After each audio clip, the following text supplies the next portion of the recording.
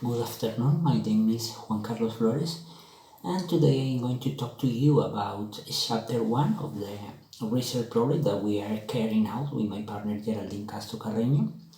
The name of our research project is Clash of Culture as a main factor that affects the acquisition of English as a foreign language in first semester students at the University of Pamplona. So, for this reason, first of all, I'm going to give a definition of the term culture since it is basis of our research. So, according to Gray 1994, broad definition of culture include ethnic background, nationality, gender, disability, race, sexual orientation, and religion. Culture not only changes people values and habits, but also affects people language and behaviors. This set of characteristics are part of each human being and the context where each of them lives. For this reason, culture also shapes the way of learning of each individual throughout the life. The aim of this study is to identify the factors of the cultural shock and its influence on a specific group of foreign language students at the University of Pamplona, specifically the elementary English course, and determine the negative effect of the interaction, not only regional or national with regional or national people, but also international individuals, students, professors, and population, and their different personal characteristics and beliefs.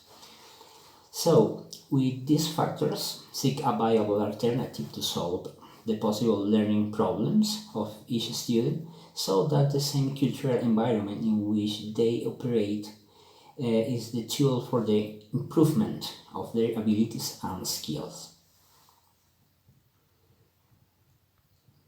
Now, the state of the problem is established that language and culture go together when students want to learn and acquire new perspective and knowledge from other countries throughout education. So I'm going to read two definitions in order to understand our problem. First one, according to Way 2005, language has a dual purpose as a means of communication and a carrier of culture. That is why language without culture is unthinkable. Brown, 1994, describes the relation between language and culture as follows. Language is part of a culture and culture is a part of a language. So, taking into account the large number of students who arrive to Pamplona each semester and their beliefs and cultural difference, first semester students in foreign language are implicated in a huge cultural clash or clash of culture that influence their vision about learning, being difficult to be assimilated of a number of a new undergraduate foreign language students. So now justification. Culture is one of the most important factors involved in the educational process in each single region of the world. According to Diaz and Witt, 1995, culture is that complex whole which includes knowledge, belief, art, morals, law, customs, and any other capabilities acquired by humans and members of society. So, according to the educative project of the learning of the foreign language program, English Friends of the University of Pamplona, 2010, page 11, the current state of teacher training is in the area of foreign language is strongly marked by the knowledge of the language to be taught. Hence, culture and learning will always linked. So, now I'm going to explain, or I'm going to talk to you about objectives, sorry. General objective. To analyze the way clash of culture affect the acquisition of English as a foreign language on first semester students at the University of Pamplona and the specific objectives. One, to recognize the cultural effect in the acquisition of English as a foreign language. Two, to identify the factors that affect or benefit the acquisition of English caused by the clash of culture. And the last one, to determine the most successful mechanics that help students to reduce the impact of a new language. So these objectives are directly linked uh, with the title, the problem, and justification in order to find a solution to the inconvenience of clash of culture and its negative effects on new students of elementary English course. So my partner Geraldine Castro will continue with questions, limitation, and ethical considerations. Thank you very much. Okay, now I'm talk about the questions, the limitations, and the ethical considerations that we want to carry it out on this research.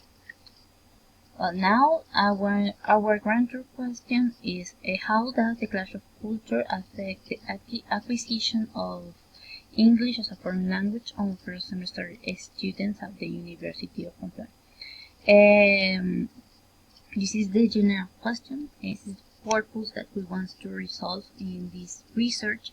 We want to know how culture affects the acquisition of English as a foreign language, of course, in the first semester students at the University of Pamplona. Well, now we have three sub-questions. The first sub-question is what are the effects of culture in the English learning process? With this research, we want to know the effects of culture regarding to the English learning process of the first semester student. The second question is what are the factors that could affect or benefit the acquisition of a foreign language?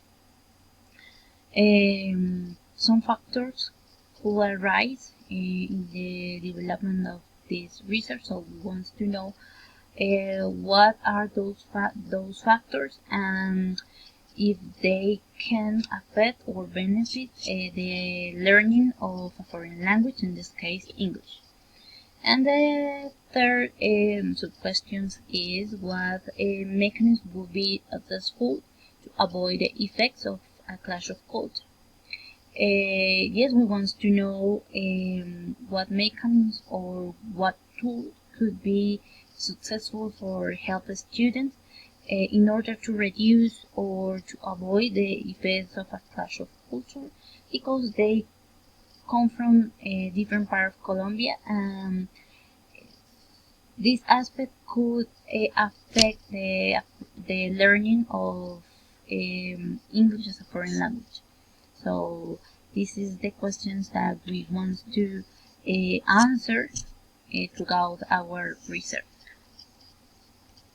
Well, now I'm going to talk about the limitations.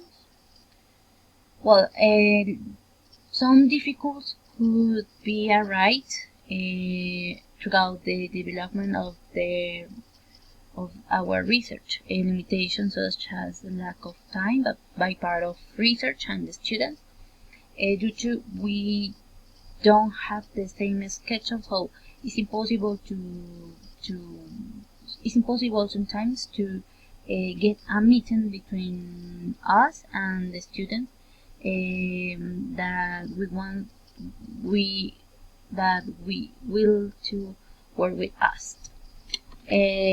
Another limitation is the misunderstanding between the population treated. Misunderstandings or messages that were misunderstood by the students or message that students understand but in a bad way. It's because the message is not clearly, so it could be affect the research. The heaviness of the research in sometimes this type of researchers are heavy, are long, so it could be stressful for the student for the population treated. So in the ethical considerations, we want to reduce this heaviness to make more comfortable this work for the students involved in this research. Discomfort. It's important to know the disposal of each student involved in this research, because in some cases they are not good, they are ill, or they don't have a good disposition to develop this research. So it could be affect or limit the research. And the last limitation is a psychological aspect. This is regarding to the behaviors and the attitudes of the population treated. It's important to know that, because it could be affect the development of the research. Well, now the ethical considerations. Well, we are going to work with not discrimination, respect regarding to the students' rights, confidentiality and anonymity. This is because in some cases the students wants to be anonymous regarding to the information that they give to this research. Responsibility by part of us, talking about we are work with first semester students, so they are a little bit vulnerable, and so it's important to get responsibility and don't affect the student. And the last ethical consideration is the workflow. We want to work good, but quickly, faster, and I want to be successful in the development of this research. So this is the ethical considerations that we consider that could improve our research, and that yes, that's it. So thank you so much. This research is carried out by Juan Carlos Flores and Geraldine Castro. And